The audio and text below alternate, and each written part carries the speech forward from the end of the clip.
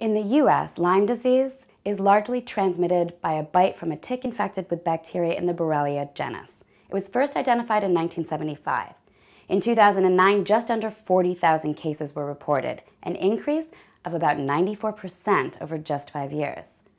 However, according to CDC epidemiologists, these reported cases are underestimated 6 to 12-fold.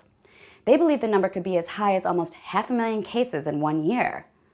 There's a general agreement in the medical community that early Lyme disease exists and that it can be treated with a 2 to 4 week course of antibiotics. But when it comes to chronic Lyme, which is to say Lyme that wasn't detected in the early stages and has become a persistent, longer-term condition, there's huge controversy. Here's why. In the 1980 case of Diamond versus Chakrabarty, the decision was made that a scientist was able to patent an invention even if the invention was alive. One implication of that is that companies can patent potential vaccines and stand to make a lot of money cornering the market on a cure for a disease. Also at the same time, managed healthcare was on the rise. So right after Lyme was discovered, you had a landscape where pharmaceutical companies saw a new disease as something they could profit from, and rising massive insurance companies finding new and better ways to keep their profits as high as possible. And if there's one thing an insurance company hates because of how much it costs them, it's a chronic disease. In 2006, the Infectious Disease Society of America, or IDSA, issued their guidelines for how Lyme patients should be treated and how the disease should be researched. The guidelines explicitly denounce chronic Lyme. If you go to their website, you'll see that they basically say it doesn't exist. More than half of the IDSA panelists that wrote the Lyme guidelines, including the panel chairman, have obvious conflicts of interest, including financial interest in drug companies, diagnostic tests and patents, and consulting agreements with insurance companies.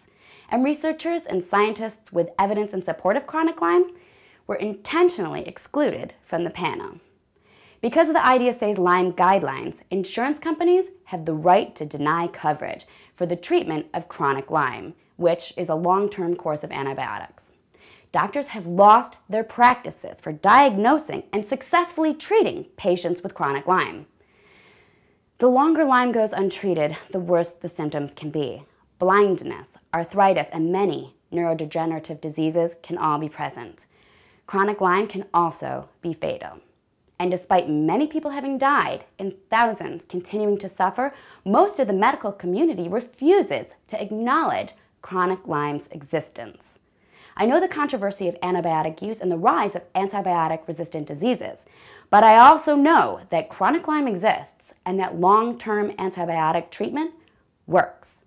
I've seen it firsthand, and I've also seen how awful Lyme can be. And furthermore, how doctors will turn their backs on patients out of sheer fear of losing their practices. People are suffering and dying from this disease, and doctors aren't allowed to treat them, and that is the crime of Lyme disease. And it all comes down to one bottom line: money. To learn more, watch the documentary Under Our Skin. This week, please, let's talk about that.